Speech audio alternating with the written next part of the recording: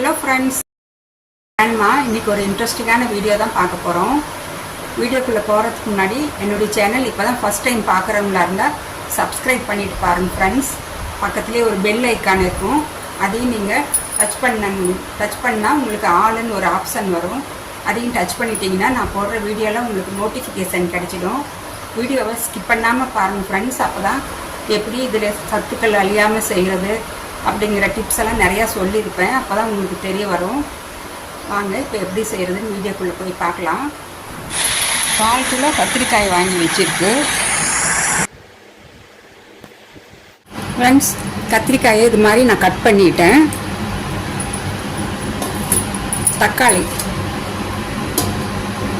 தக்காளி ஒரு 8 தக்காளி இது மாதிரி சின்ன சின்னதாக கட் பண்ணி எடுத்துக்கலாம்.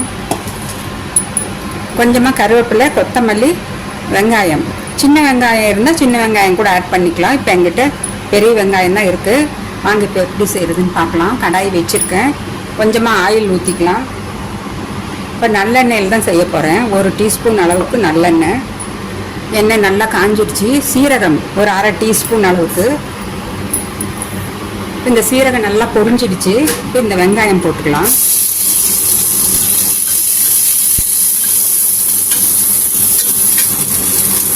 இந்த கருவேப்பிலை, கட் பண்ணி இருக்கிற கத்திரிக்காய்,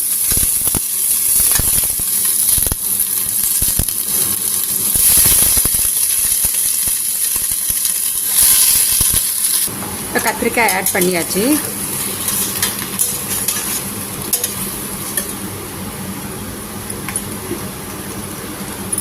கொஞ்சமாக விளக்கெண்ணெய் ஊற்றிக்கலாம்.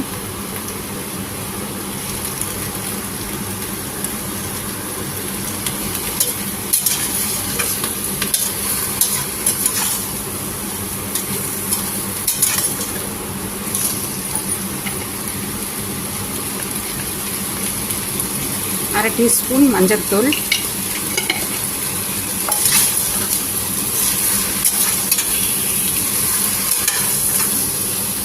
இது இந்த எண்ணெயெல்லாம் ஊற்றி இருக்கிறதுல கத்திரிக்காய் ஒரே 1 நிமிஷம் வதங்கட்டும். மூடி வைக்கலாம்.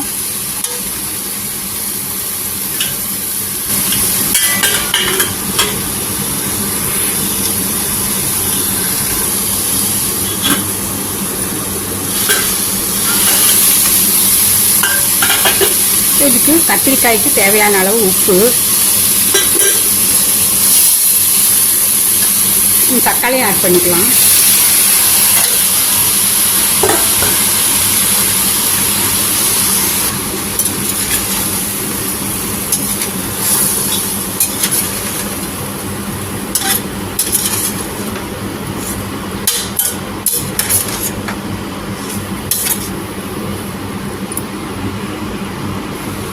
இதுக்கு தேவையான அளவு மிளகாய்த்தூள். உங்களுக்கு எவ்வளோ காரம் வேணுமோ அவ்வளோ போட்டுக்கலாம்.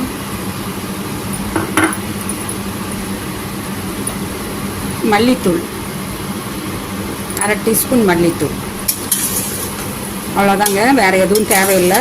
கரம் மசாலா அது மாதிரி எதுவுமே தேவையில்லை. வெறும் மல்லித்தூள் மட்டும் போட்டு இது நாங்கள் மூடி வச்சு கொஞ்சமாக தண்ணி, இந்த கத்திரிக்காய் மட்டும் வேகணும் அந்த அளவுக்கு தண்ணி மட்டும் ஊற்றி ஒரு 2 விசில் கொடுத்துட்டு அப்புறம் பார்க்கலாம்.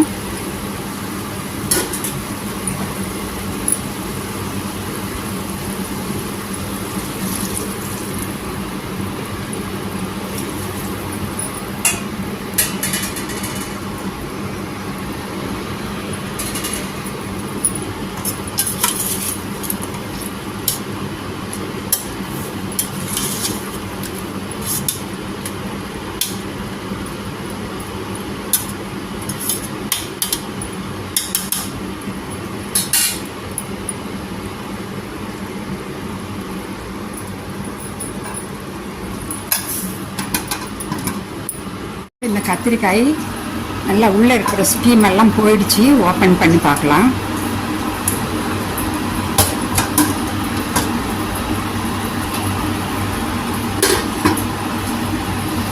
நல்லா வெந்துடுச்சு பாருங்கள்.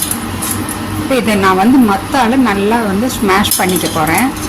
மத்து இல்லாதவங்க கரண்டியாலேயே கூட அப்படியே ஸ்மாஷ் பண்ணிக்கலாம். எனக்கு கத்திரிக்காய் நல்லா வெந்திருக்கு, அதனால் உங்களுக்கு நிமிஷமாக ஸ்மாஷ் ஆகிடும்.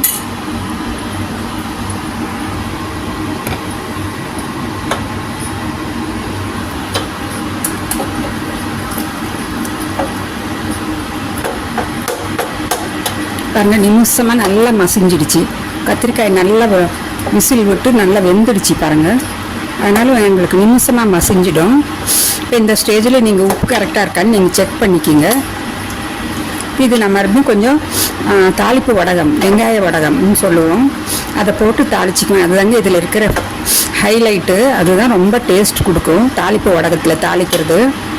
இது வந்து இட்லி, தோசை, பணியாரம், சப்பாத்தி, ப்ரெட்டு டோஸ்ட் பண்ணி அது மேலே கூட வச்சு சாப்பிட்லாம். அவ்வளோ டேஸ்ட்டாக இருக்கும். உடம்புக்கும் நல்லது. அது இல்லாமல் கத்திரிக்காயெல்லாம் ஹார்ட் பிரச்சனை இருக்கிறவங்களுக்கெல்லாம் கத்திரிக்காய் அடிக்கடி சாப்பிட்டுட்டு வந்தால் ரொம்ப விசேஷமான பலன்கள் வரும். நல்லா ஸ்மாஷ் ஆகிடுத்தி. இதில் நான் வந்து ஃபைனலாக கொஞ்சம் கொத்தமல்லி தழை, ஃப்ரெஷ் லீவ்ஸ் கொஞ்சம் போட்டுக்கலாம். அது நல்லா சூப்பர் டேஸ்ட் கொடுக்கும். கொஞ்சம் கருவேப்பிலை 2-3 கிள்ளி போட்டுக்கலாம். இது எப்படி தாளிக்கிறதுன்னு உங்களுக்கு காமிக்கிறேன். ஃப்ரெண்ட்ஸ் பாருங்கள், இப்போ தாளிப்பு கரண்டி வச்சுருக்கேன். நல்லெண்ணெய் ஊற்றிக்கிறேன். 1 டீஸ்பூன் அளவுக்கு நல்லெண்ணெய் ஊற்றியாச்சு. இதுதாங்க தாளிப்பு வடகம், சேலம் ஸ்பெஷல். இது வந்து நான் வீட்டில் போட்டது தான். ஆல்ரெடி வீடியோ போட்டிருக்கேன். தாளிப்பு வடகம் எப்படி செய்கிறது, எப்படி நம்ம ஸ்டோர் பண்ணிக்கலாங்கிறதெல்லாம். அந்த லிங்க் வேணால் உங்களுக்கு கொடுக்குறேன், செக் பண்ணி பார்த்துக்கோங்க. உங்களுக்கு வேணும்னா போட்டு எடுத்து வச்சுக்கலாம். இந்த வெயில் டைமில் போட்டு நீங்கள் எடுத்து வச்சுக்கலாம். ரொம்ப யூஸ்ஃபுல்லாக இருக்கும். பாருங்கள், இது நல்லா காஞ்சிடுச்சு. புகை வர்ற அளவுக்கு காஞ்சிடுச்சு. அதனால் ஸ்டவ் ஆஃப் பண்ணிட்டேன். அவ்வளோதாங்க. பாருங்கள், இதை எடுத்து நம்ம கத்திரிக்காயில் அப்படியே கொட்ட வேண்டியது தான். ஆல்ரெடி கொத்தமல்லி, கருவேப்பிலை எல்லாம் போட்டாச்சு.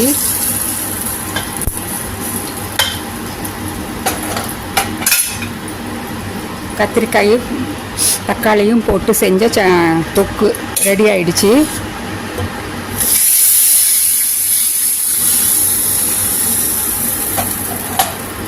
ரொம்ப டேஸ்ட்டாக இருக்கும். நீங்கள் ஒரு தடவை செஞ்சு நீங்கள் சாப்பிட்டு பாருங்கள், செம்மையாக இருக்கும். இது எல்லா டிஃபன் ஐட்டத்துக்கும் நல்லாயிருக்கும். சப்பாத்தி, பூரி, ப்ரெட்டு மேலே வச்சு ப்ரெட்டை டோஸ்ட் பண்ணி வச்சு சாப்பிட்லாம். அவ்வளோ நல்லாயிருக்கும். தோசையிலையும் வச்சு நல்லா சட்னி தோசை மாதிரி இதை பூசியும் தக்காளி தோசைன்னு சொல்லி பூசியும் கொடுப்போம். எங்கள் வீட்டில் எல்லாருக்குமே ரொம்ப பிடிக்கும். இது மாதிரி செஞ்சு கொடுத்தா நீங்கள் செஞ்சு பார்த்து உங்கள் ஃபீட்பேக்கை கமெண்ட்ஸ் போடுங்க ஃப்ரெண்ட்ஸ்.